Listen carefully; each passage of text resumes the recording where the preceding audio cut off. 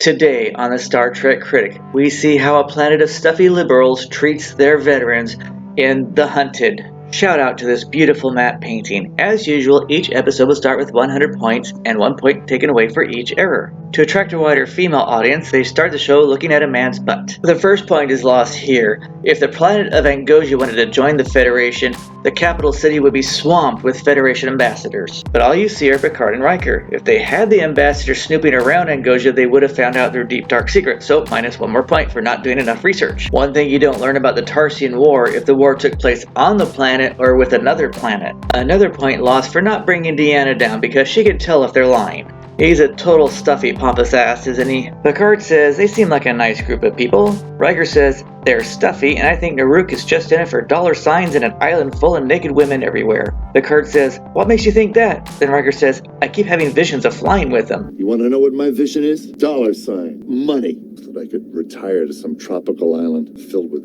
naked women. Naruk is taking a risk, asking for their help, since he's totally lying about the prison. Of course, stuffy liberals demand you have their opinion, and don't think you're smart enough to question them.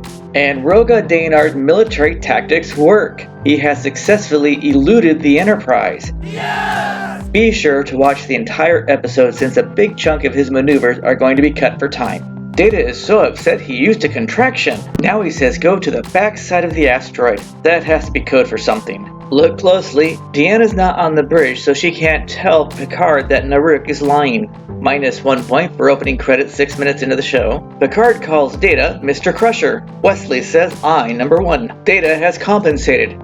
Makes you wonder what he's compensating for. Shout out again to the writers using good military strategy. Usually they just wing it, and all veterans cringe when they do. Picard calls Daynar the second baseman. Worf says I number 2. Of course his strategy is losing, but if the Enterprise hadn't been in the area, he would have gotten away. Shout out to Chief O'Brien in waiting until security shows up. Now for an old-fashioned fist fight. Shout out again. This is very well choreographed. Unfortunately, I can't show the whole thing due to copyright claims. Look closely, the blue panel moves as he runs over it. Shout out to the stuntman, this hurts just to watch. Also in this fight scene, the other characters don't just lay there once they are thrown off, they keep fighting. This is how it would happen in a real fight. Worf reacts quick, and see, there's another security guard on him. Riker really doesn't know how to fight, does he? And then he gets flipped. Here's the first clue that something's wrong because they say keep him fully sedated. 1 point lost for not saying which detention cell. There's probably more than one.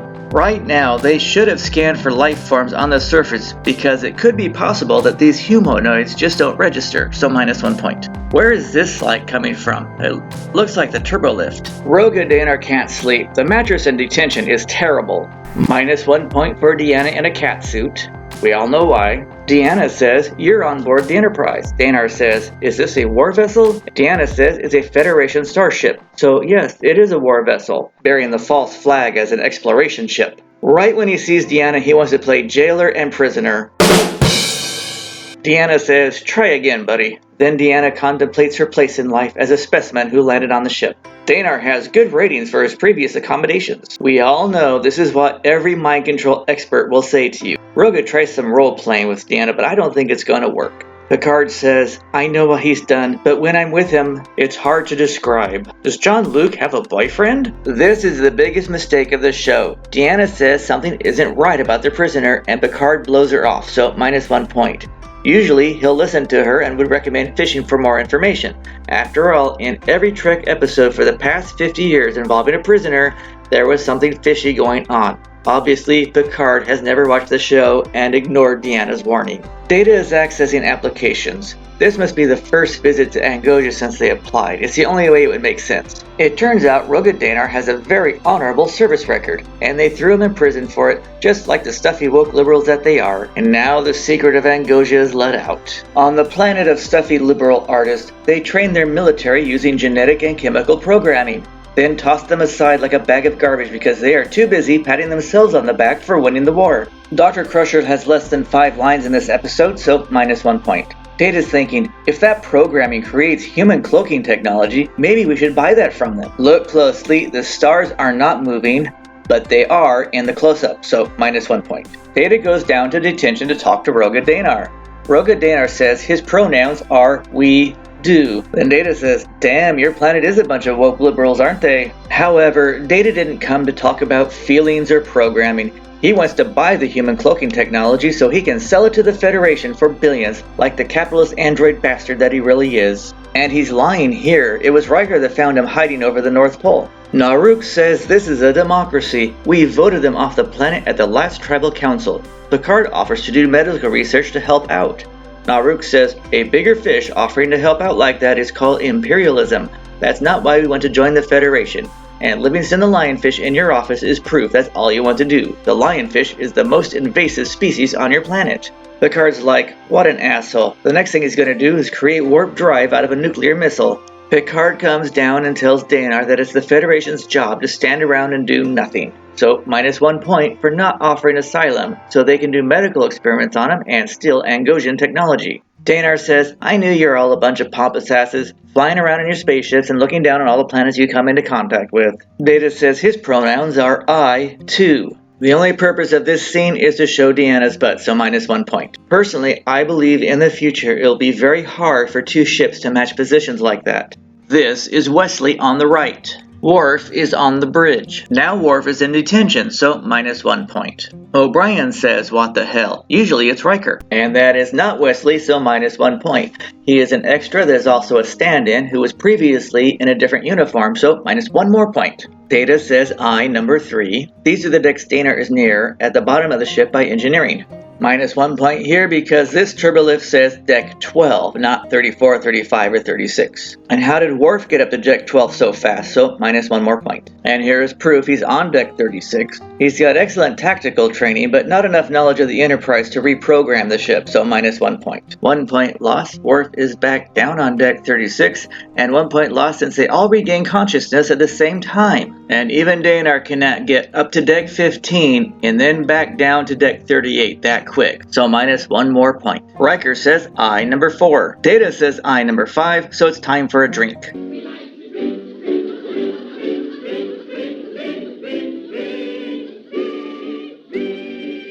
Now they try to gas him in the cargo bay. One thing you don't know is how long it takes to clear the air in the cargo bay. I do have to take a point here. The security guard behind Worf is aiming at Worf. Data just said that his tactics involve misdirection, but Riker hasn't gotten the hint yet. Worf says I, number 6. Worf gives Roga the biggest compliment he can. Danar says he has himself.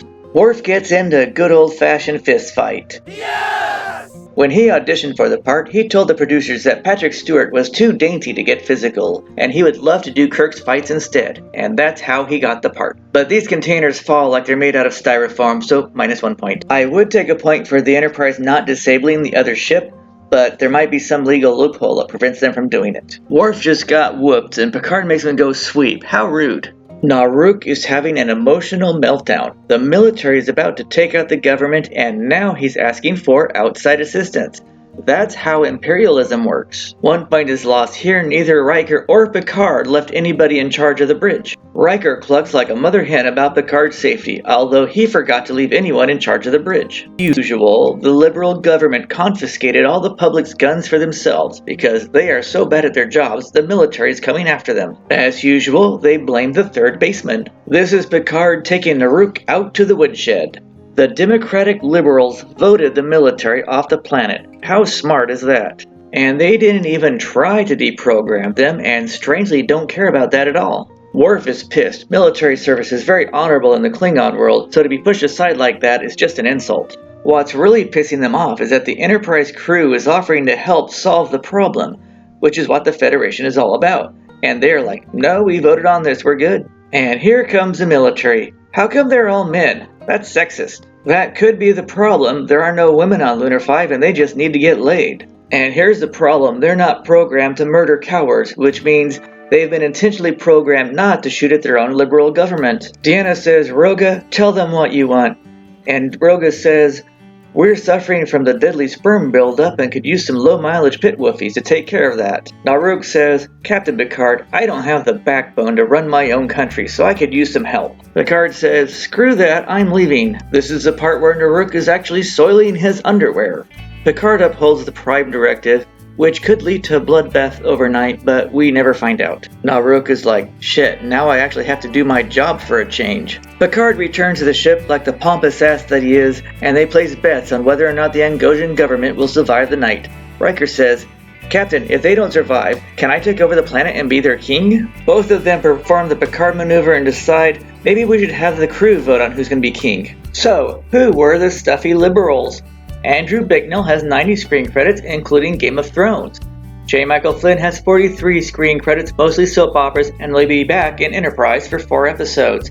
James Cromwell played Nayrock, which I said wrong all the way through the video. He has a whopping 240 screen credits, including MASH and Three's Company. He'll be back 2 more times, and First Contact, and Deep Space Nine, Enterprise, and Lower Decks. Jeff McCarthy has 45 screen credits, including Matlock and Cheers, and will be back on Voyager.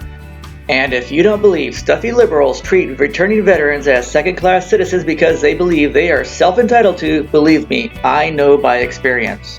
The Hunted, which addresses issues returning veterans have to deal with from people who do nothing for their country, gets a score of 86.